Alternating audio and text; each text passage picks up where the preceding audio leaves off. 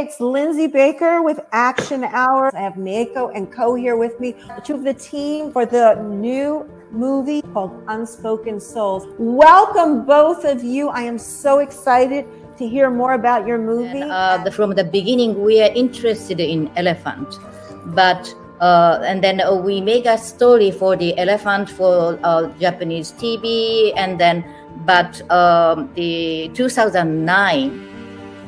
I met Lek Chailert, who is international animal rights activist working for elephant in captive, and then also she is now working for wild elephant also, but mainly captive elephant in Thailand.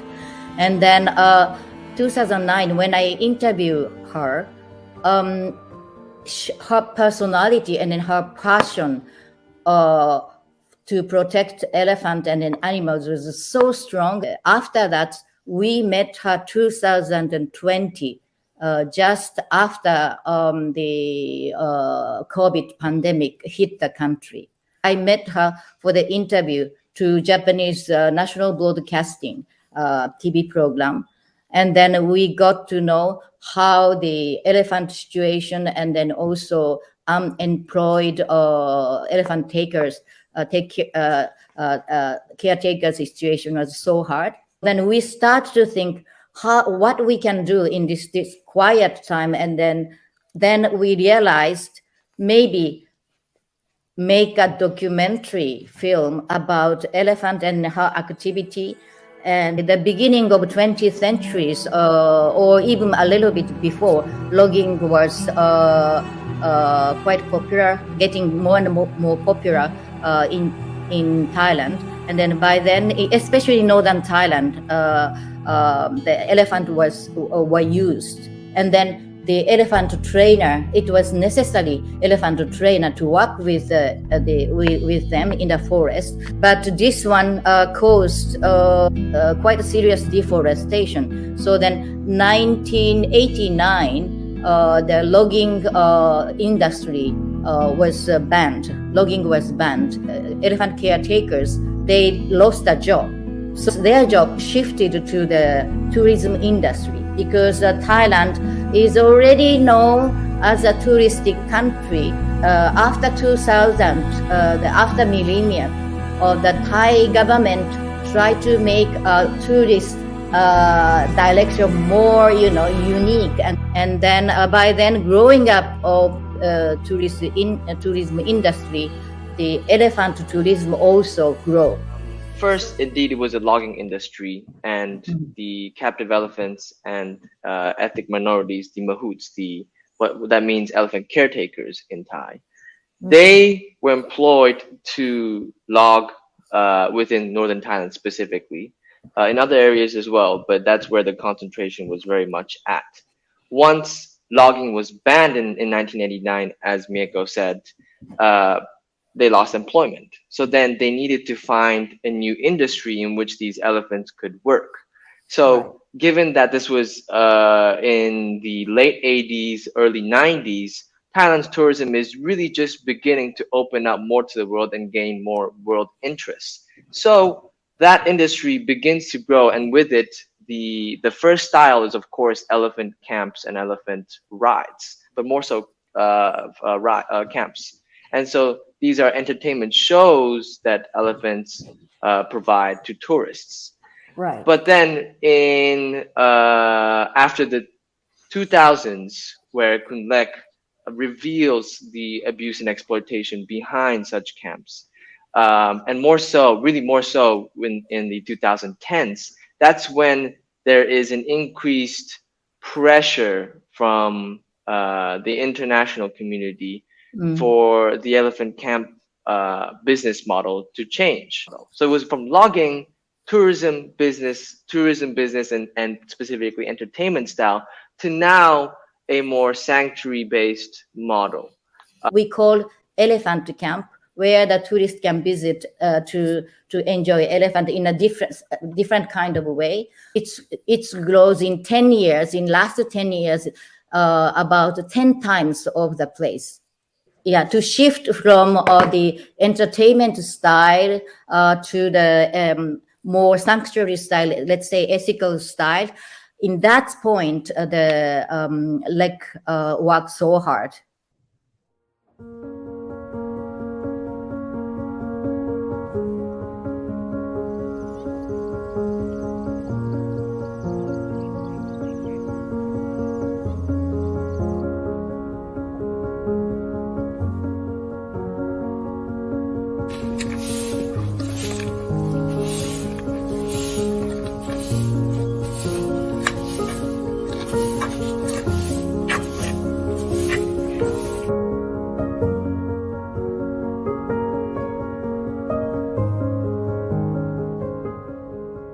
We want to bring the nutrition for mother. As long as if the mother get the good nutrition, she can pass to the milk for the baby.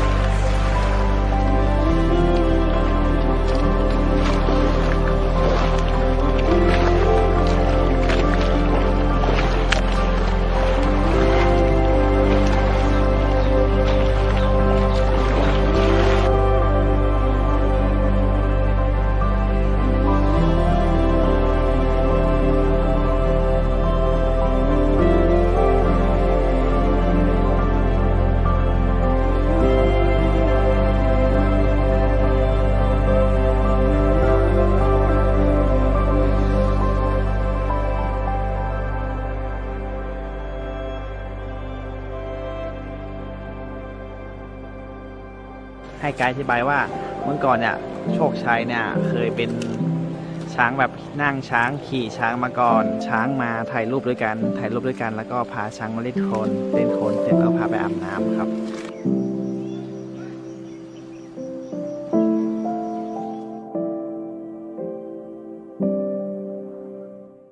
So then this one is some part of the our film Unspoken Souls.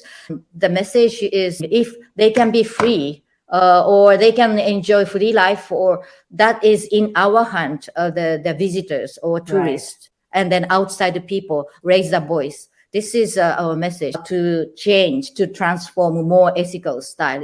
But it's still ongoing. It's still ongoing. So it really does help when people take a stand and speak up, particularly people in the Western world. But can you kind of give us a sort of account now of where it stands? That is a good question, and then I think it is not me who can answer, but I sometimes ask Lek or Lek's staff, and then they said it is not very clear because of the COVID, and then also some elephant camp closed, and then many are moving, and then some new small one is coming out. So then there is no clear statistic in northern Thailand, where Lek are very based. About 60% they shift to the ethical styles, around 60%. And then, but whole Thailand, they said they are not sure yet. They have to see. And and one more thing is the Chokchai camp. They used to be the lucrative, of the entertainment camp. But after the owner passed away at the beginning of this year, then his son is now managing. He has so many issues to fix, but this young generation is trying to transform through the support of Lek, and that is a hope also. Mieko really made a great point about how the film is really about exploring the changes that the Thai elephant tourism industry is going through Lek's journey and through her encounters, through her struggles, through her really personal challenges that we see in the film. But really the point of the film really comes down to an exploration of not just Lek as a person, but really the complexity of the elephant tourism industry in Thailand. And the fact that it's really interconnected to a lot of elements beyond the industry itself. And I think this really holds true for everything in life, but things are not isolated from each other. They're always connected in a very strong way. And that's what we really want to show through to the viewers of our film, that the elephant tourism industry is actually really interconnected to the issue of ethnic minorities in Thailand and their history, their exploitation by the powers that be, and also at a greater scale, it's also about the exploitation of nature, which is what you exactly mentioned. From the start, Mieko and Yasuhiko, they wanted, of course, they want to bring this film to all age groups of all generations. But then indeed, it's, I think, particularly important for the young generation, my generation, where we have to, take this catastrophic time on our backs and deal with, we're already dealing with it, but really deal with the worst that's about to come. And that means really understanding how our society and how our economy really is interconnected with nature. It was really interconnected with culture. It's really interconnected with our understanding of what is going on. And so I think it's absolutely important for us to inform ourselves as best as we can and to really contextualize issues so that we don't solve them in a way where unintentionally we create more problems. Maybe so the word Pajan, it's very abusive training style, and then but working in the forest is very, very dangerous. And then the tourism industry, they use this training style to do the entertainment show. And what I found when I did interview ethnic people, especially elephant caretaker, they said they don't want to use it. They don't want to do this kind of abusive way. So we really want to deliver this kind of voices. And then especially the people who change or who transform ethical way, they are so happy. They don't need it anymore. Because they don't need to do the performance or a show. They can be more natural way. There's a history of exploitation of ethnic minorities within Thailand, just like anywhere else in the world. And what this has meant is the restrictions of opportunities for these people from all legal aspects, from economic aspects as well. And what this has limited their ability to find employment. Being an elephant mahout, an elephant caretaker, was one of the few sort of secured employment opportunities precisely because they have this long history with elephants. And that really is just the tip of the iceberg of what is really below the surface of the elephant tourism industry, and also the below the abuse and exploitation that tourists see.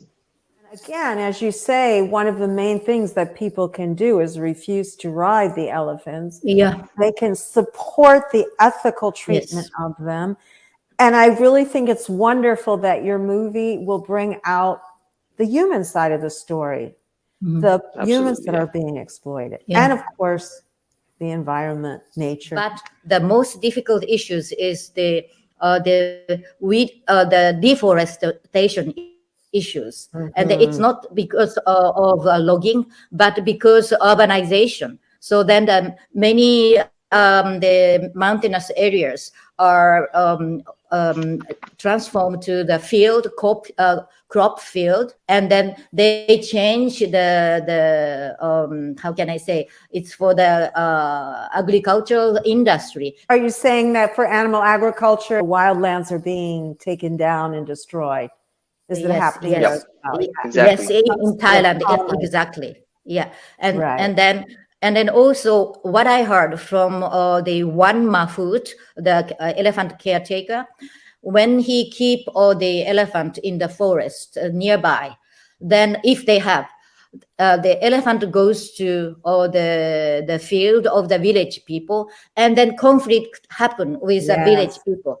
People try to, protect their field. People try to attack elephant.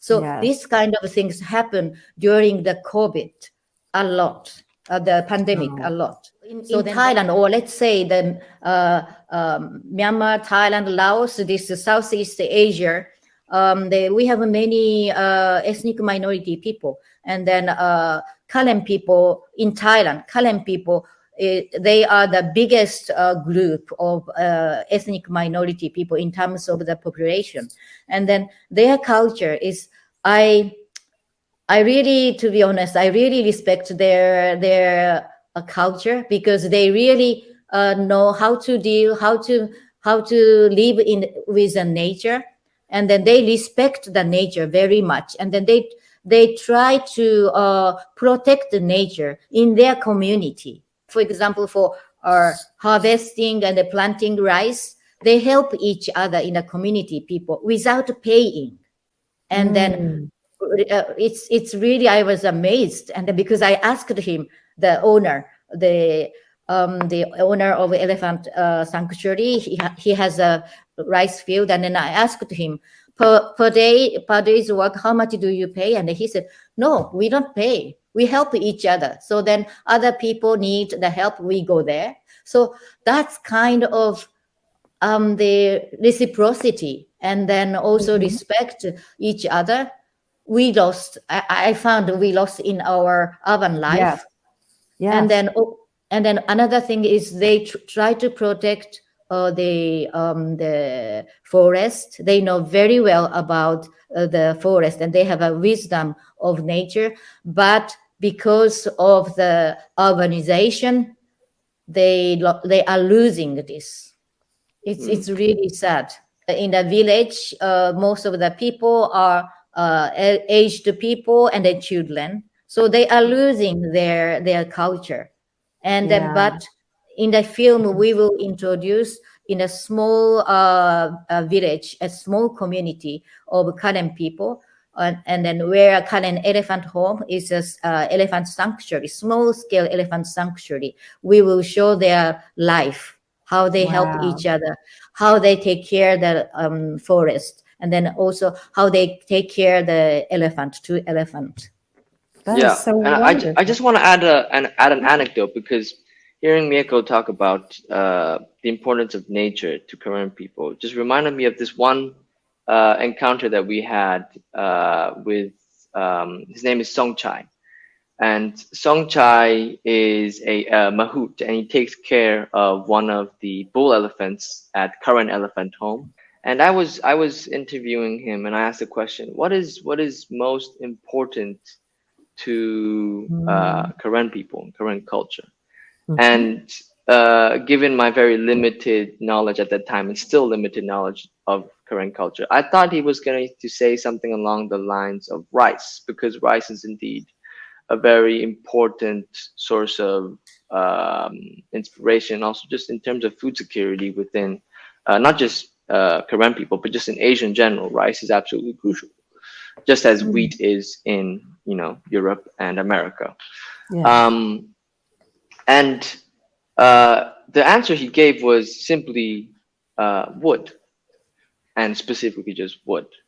And I was a bit puzzled, and then he goes on to explain that wood is absolutely crucial, not just because it is a vital resource that Korean people need to build infrastructure, but also precisely because if you protect wood, and I think here he means trees, then you're able to protect basically one of the lifelines of nature, because protecting trees means you're not only protecting wildlife, but also water, and preventing disasters such as floods, which we are recently seeing a lot all over the world. And also just last month in Thailand, we had some serious floods. And also Elephant Nature Park, where Lek works, also had a flood. So Korean people, their culture, the core of it is indeed to live in harmony with nature. As far as sanctuaries, obviously it appears at least sanctuaries would be the answer, and that tourism could continue, but again, the animals would be viewed in areas away where they could be left alone. People could observe them from afar.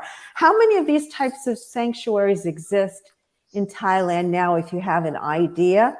The northern Thailand is the Elephant Nature Park, which was founded by Lek Chailert.